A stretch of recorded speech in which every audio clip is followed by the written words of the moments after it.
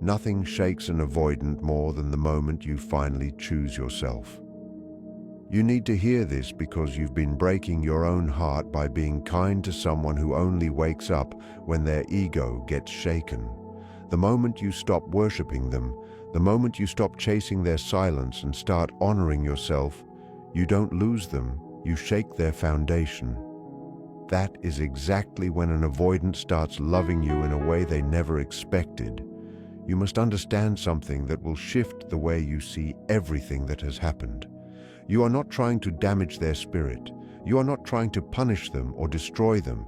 You are interrupting a story they created to protect themselves. A story that says they can give the bare minimum and still be adored. A story that says they can stay withdrawn and you will still chase. A story that says they can show up warm one day and freezing the next, and you will twist yourself into impossible shapes just to stay near them. For a long time, you played along with this story without realizing it. You replied fast even when they made you wait hours or days. You prioritized their emotional history while ignoring how your own heart was bleeding. You excused their behavior because you understood their pain. You told yourself, they are scared, they are sensitive, they need time. And while your compassion was real, your compassion slowly became self-abandonment.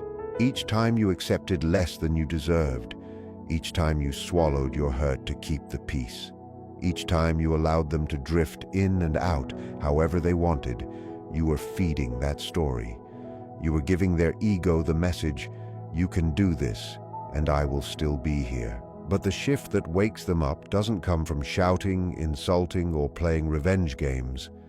It comes from the moment you stop supporting their story, the moment you stop worshipping who they could be and start responding to who they actually are.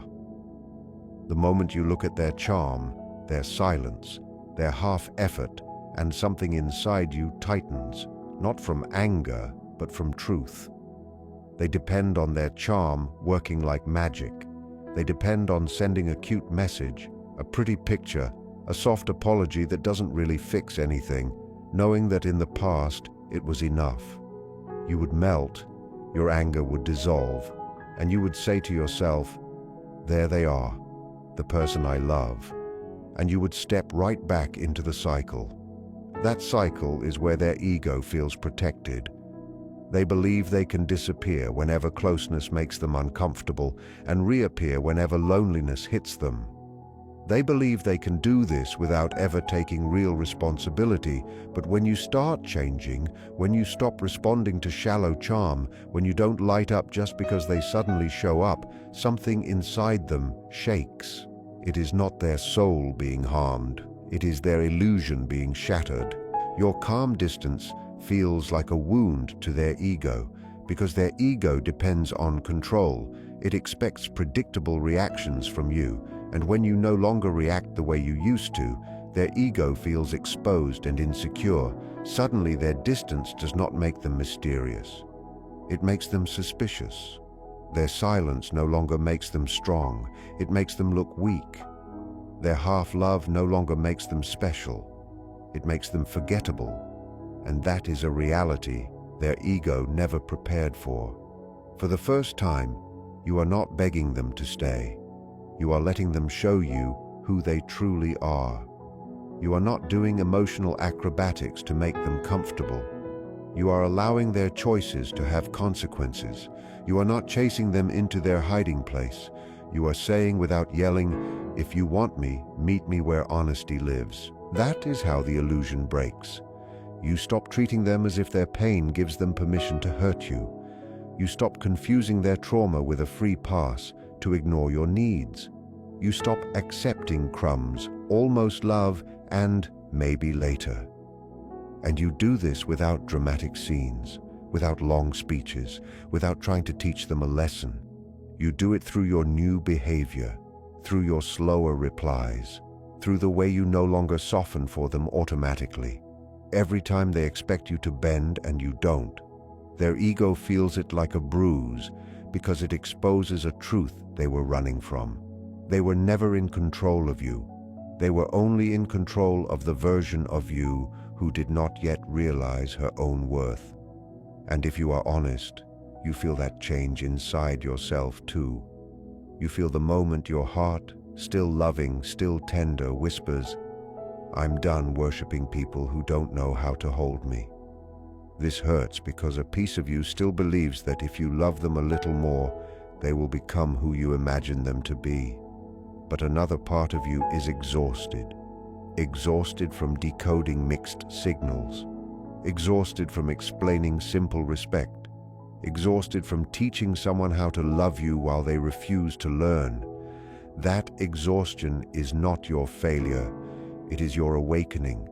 It is the part of you that is done keeping their ego comfortable while your soul suffers quietly. When you honor that awakening, the illusion they rely on begins to crack.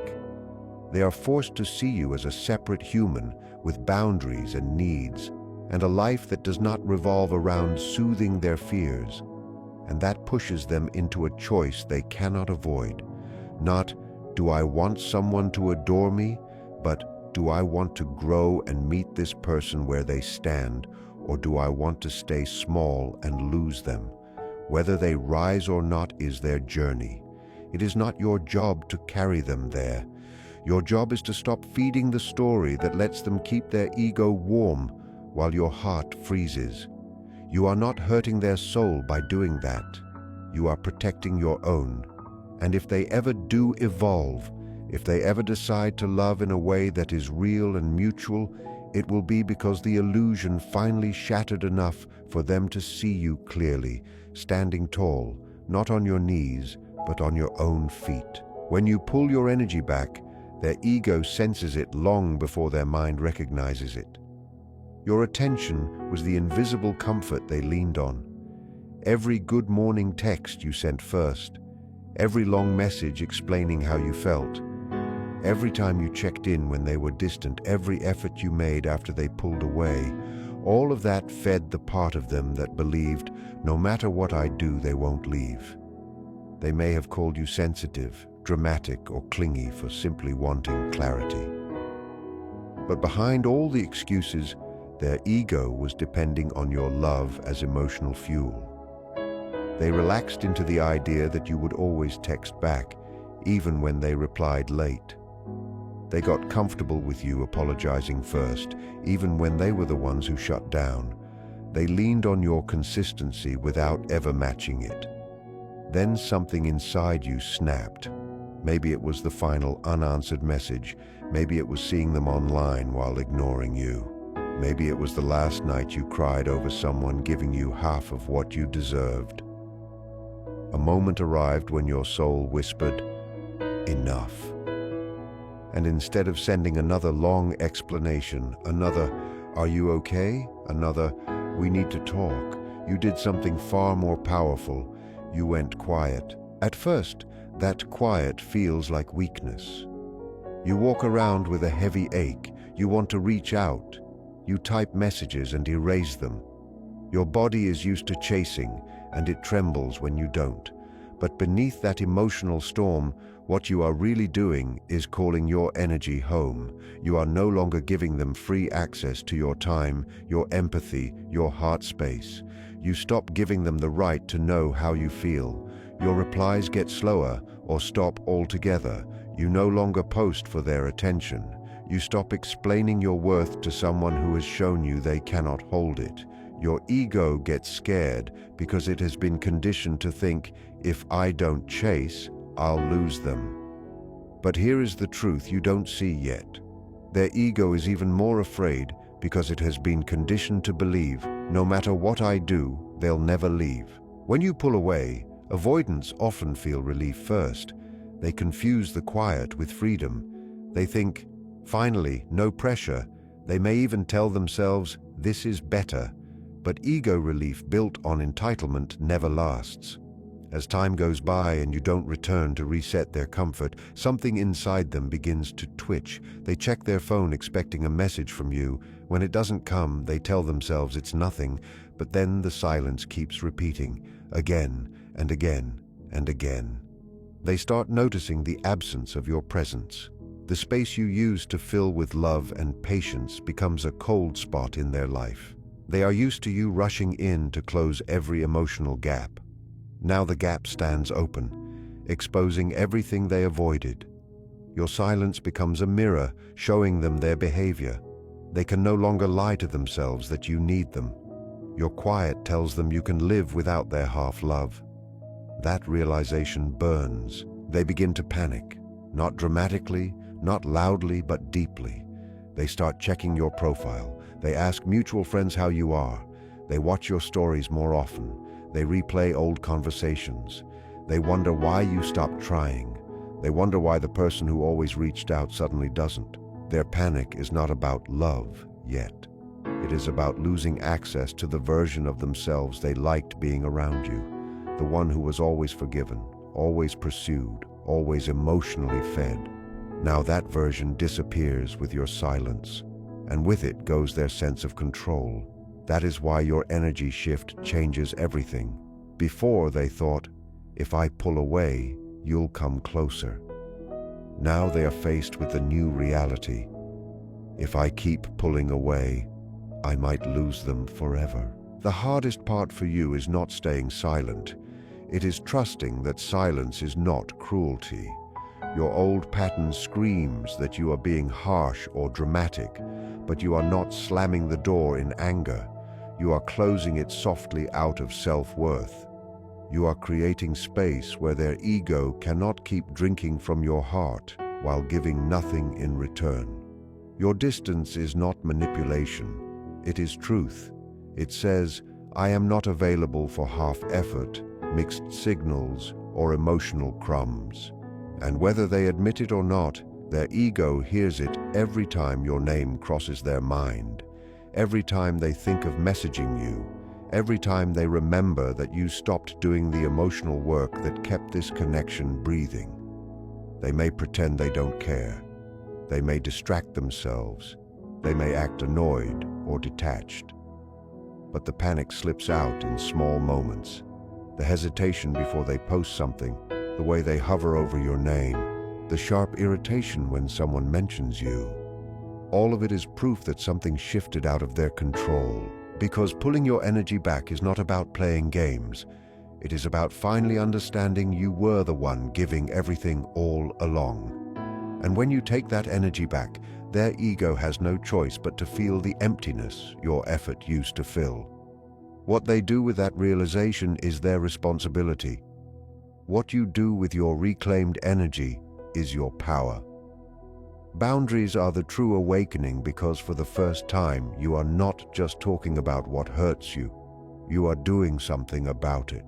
For so long, you connected love to endurance.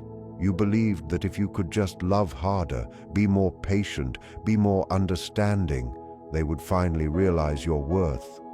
So you accepted late replies and told yourself they were busy. You accepted coldness and told yourself they were overwhelmed. You accepted inconsistency and told yourself they were complicated. Each time you justified their behavior, you weren't only betraying your heart, you were teaching their ego a loud message: I can give almost nothing and still keep this person. Their ego grew comfortable with that idea. It grew confident that no matter how much they pulled away, you would stretch yourself to close the gap. When you start setting real boundaries, not threats, not emotional outbursts, but calm and steady limits, everything changes. You are no longer asking, why are you doing this to me? You're calmly saying through your behavior, this no longer works for me. And that is when their entire illusion starts to crumble. You are saying with your energy, this is what I accept, and this is what I no longer allow. And this time, you mean it. A boundary sounds like, I'm not available for last-minute plans where I feel like an option. It sounds like, if you disappear for days, we cannot pretend the closeness is the same. It sounds like, I'm not repeating the same conversations without change. It sounds like, I will protect my peace even if it means taking space.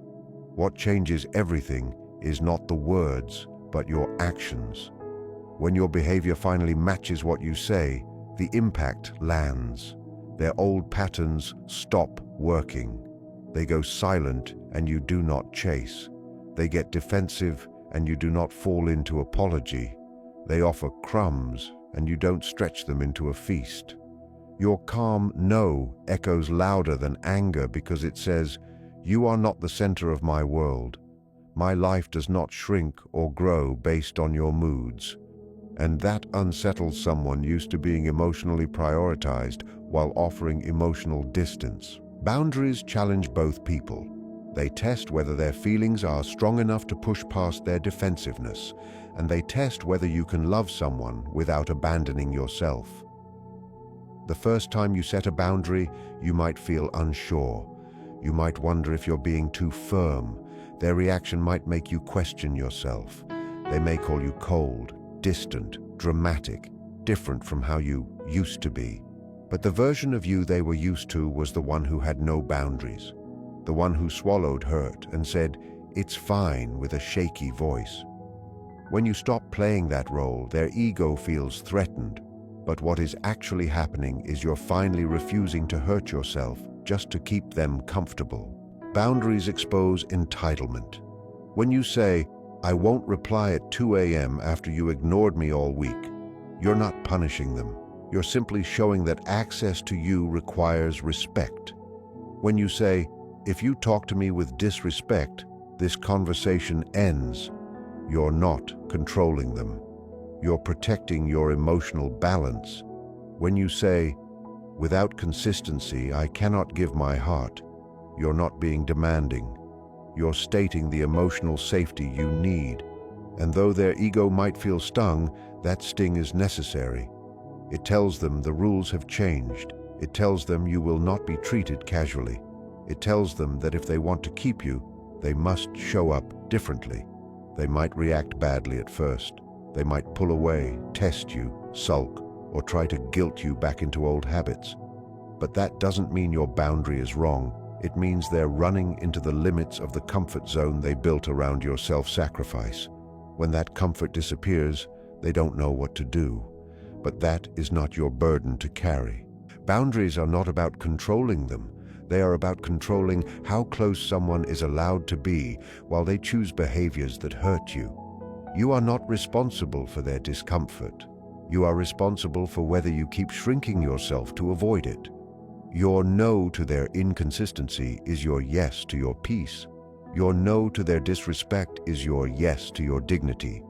Your no to their emotional laziness is your yes to a future where love meets you halfway. And that grounded energy makes you more attractive, not in a manipulative way, but in a steady, self-respecting way. Anyone can chase someone who pulls away, but very few can love someone while also loving themselves. That mix of softness and standards is magnetic because it cannot be controlled. It can only be honored. If they ever rise to meet you, it will not be because you lowered your worth. It will be because you held your line long enough for them to grow. You become irresistible the moment you stop reacting to their distance and start responding to your life. For so long, your emotional world moved based on their behavior. They pull away and you move closer. They go silent and you raise your voice. They act unsure and you try harder to prove your value. Their inconsistency has been regulating your emotions and your days, and you kept calling it love. But deep down, you knew it was a loop you were trapped in. A loop where your worth depended on their level of interest. When you step out of that loop, everything shifts. Not because you become cold, but because you remember that you are a whole person with a life beyond them. Their emotional game is subtle. They give just enough closeness to pull you in, then withdraw when things get real. And your heart keeps trying to recreate the warm version of them. You replay the nights they opened up, the moments they softened, the rare times they met you emotionally. And you try to earn those moments again, as if love is something you win with patience. But the more you chase those memories, the more power you give to their avoidant patterns, and the more invisible you become to yourself. When you stop playing, the entire pattern collapses. Their distance becomes information, not a challenge. Their silence becomes clarity, not a test. You stop asking, "How can I get them to choose me?" and start asking, "Why am I choosing someone who doesn't show up?" That shift is where your strength begins. You reply slower, not to manipulate, but because you're actually busy living your life again. You stop pouring yourself into long messages that fall on half-listening ears. You stop checking their online status and start checking your own emotional state. You pay attention to your needs, your feelings, your peace. Your energy becomes grounded and steady. They feel it instantly because the game depended on your predictable reactions. When they disappeared, you chased. When they gave crumbs, you stretched them into meals. When they acted unsure, you reassured them. When you stop doing that, their ego loses its favorite validation. Suddenly, they no longer control the pace of connection. They no longer decide when closeness happens and when it dies. And that unsettles them because now they must see you as a full person with an inner world, not an emotional accessory orbiting their moods. You become more attractive, not because you're performing strength, but because you've stopped chasing approval. You reconnect with yourself. You do the things you stopped doing. You spend time with people who fill your cup. You move, create, rest, laugh without waiting for their message. Your life stops feeling like a waiting room and starts feeling like your home. And in that home, anyone who wants access must knock with respect. They cannot drift in and out like they own the place. You become a rare energy, someone who can love deeply but not lose themselves, someone who can care without collapsing, someone who can stay open but walk away from hurt. That balance makes you magnetic. Even an avoidant feels it because they are used to extremes, people who chase them or people who shut them out. You are neither. You are steady, warm, and self-respecting. You can care about them without betraying yourself, and whether they rise to meet you or stay in their patterns, you have already won something far more important than their attention. You have reclaimed your life. Their attachment to you grows the moment they realize you are not replaceable. At first, they believe someone like you can be found anywhere, someone who gives, forgives, waits, understands, so they treat you like you will always be there. But what they don't see is that each time they take you for granted, something inside you slowly closes. Not your heart, your illusion. You see the imbalance. You see that you are the steady one while they drift. You see that you are the anchor while they are the storm. And though you may still love them, you quietly begin gathering your power back. Your energy shifts from "I need you" to "I want what matches me." From "You are my only home" to "You are one part of my life, not the whole thing." At first, they don't notice. Their ego is used to you always being the constant. They assume you will always bend the moment they return. So when life becomes heavy and those quiet moments of loneliness sneak up on them, they still assume you are only one message away, one soft apology away, one late-night call away. They honestly believe they still have that kind of access to you. Sometimes they even test it. They send a simple message with no real responsibility behind it. Maybe a random meme, a "Hey stranger," "You crossed my mind today," expecting you to react the way you used to. They expect you to brighten up instantly, to give them the same warmth, the same emotional softness you always offered without hesitation. But when you do not, when your reply is slower, shorter, less emotional, or when you do not answer at all, something shifts inside their ego. It touches a part of them that never had to feel this with you before. Suddenly they experience doubt for the first time. Their ego cannot predict you. It cannot calculate your reaction the way it once did. It cannot assume you are still in the same emotional place waiting for them, holding the door open, ready to take on the weight of their emotional confusion. That uncertainty becomes the space where obsession begins to grow. And not the sweet movie-type obsession, but the unsettling kind that comes from fear of losing something they took for granted. They start paying more attention to you, not always openly but silently. They check your profile, they notice you seem a little brighter, they see you with people, creating, healing, living, and it hits them in a painful way that your world did not crumble when they stepped out. They see a light in your eyes that no longer begs for clarity, no longer begs for closeness, no longer pleads for effort. And that unsettles them, because it means your survival never relied on their presence. You were hurting, yes, but you were also rebuilding a stronger version of yourself. They start remembering things they never appreciated. They remember how you held emotional space for them when they were drowning in self-doubt. How you listened when they rambled about fears they didn't even understand themselves. How you kept believing in their future, even when they were choosing the smallest version of life. They replay how you stayed, even after disappointment, how you showed up even when they made it hard to love them. And now those memories carry a painful question. Will I ever find that again? Sometimes they try to answer that question by distracting themselves. They talk to someone new, they flirt casually, they try to find validation in new attention, but nothing hits the same way.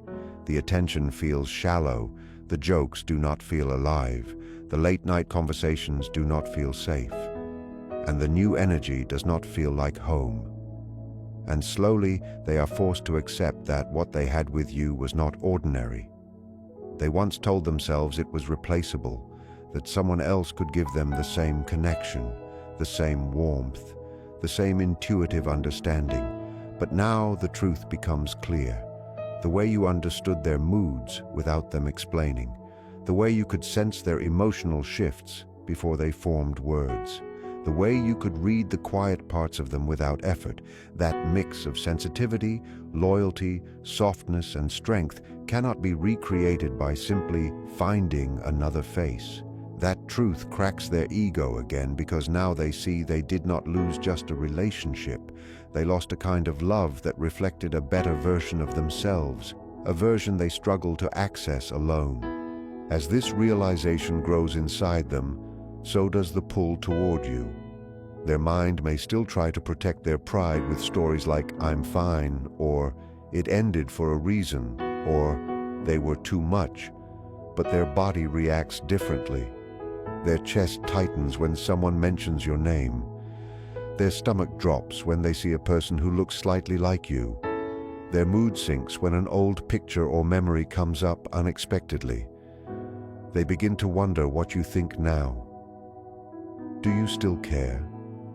Do you think about them at all? Have you met someone who sees your worth clearly the way they failed to? The possibility of you giving your tenderness, your loyalty, your rare depth to someone who actually shows up becomes more painful than they want to admit. Because for the first time, they are not just thinking about whether they want you. They are questioning whether they were ever worthy of you, and whether they could ever be. This insecurity becomes the fuel for their obsession. They grow curious about your life, but not from a grounded place. It comes from fear, from fascination, from confusion. They want to know how you kept moving without collapsing, how you healed without their sorry, how you rebuilt yourself without needing their presence. They may come back again. They might reach out with slightly more effort than before. They might try to reconnect, not because their love suddenly deepened in a dramatic moment, but because losing their special status in your life jolted their ego awake. They are now confronting a truth you already knew deeply and learned painfully. You were never something they could replace. You were never meant to be the background character. You were always the rare one, the mirror, the lesson. But the real secret was never about learning how to influence them, twist them, or play with their mind. The real secret is learning how to love someone without disappearing inside them. For so long, you believed that to keep the connection alive, you had to dim parts of yourself. You felt you had to soften, bend, break, and make yourself small. You thought if you understood their childhood wounds more, if you were more patient with their emotional distance, if you forgave quickly and asked for little, they would finally choose you the right way. You turned your heart into a home for their pain and into a battlefield for your own. You made their fears your responsibility. You let their silence punish you. You let their confusion become your endless worry. And in the middle of loving them, you slowly walked away from yourself. Loving someone without abandoning yourself does not mean you stop caring. It does not mean you turn cold or distant. It means you learn to hold two truths at the same time. You can care for their wounds and still refuse to let those wounds cut you again and again. You can understand the scared child in them and still insist on being treated with respect. You can understand their trauma and still say, "This behavior hurts me." There is a version of you that thinks love is proven by how much pain you can tolerate, how many nights you cry and still stay, how many times you forgive while nothing changes. That version grew out of the belief that if you love harder than anyone else ever has, your love will finally fix everything. But now you are learning this is not love. It is self-abandonment disguised as devotion. Loving them without losing yourself means you stop treating your needs like optional details. You stop shrinking in conversations to avoid upsetting them. You stop pretending you are okay with their irregular communication when deep down your chest tightens every time they vanish. You stop telling yourself consistency is too much to ask for. You start saying the truth calmly, without fear, without begging. I need communication. I need respect. I need effort. You speak these things as simple facts about your heart. And the most challenging part, you let their reaction teach you what you need to know. If they dismiss you, minimize you, call you dramatic, or disappear again, you stop chasing them into their avoidance. You stop trying to prove your needs. You can do all of this without becoming bitter, without hating them, without creating a narrative that they are a terrible person. You can simply say, they are where they are, and I am where I am. And where I am now requires more than this. When you love them and do not betray yourself, you stop trying to be their healer, their cure, their emotional guide. You stop repeating the same emotional truth over and over, hoping this will finally be the moment it reaches them.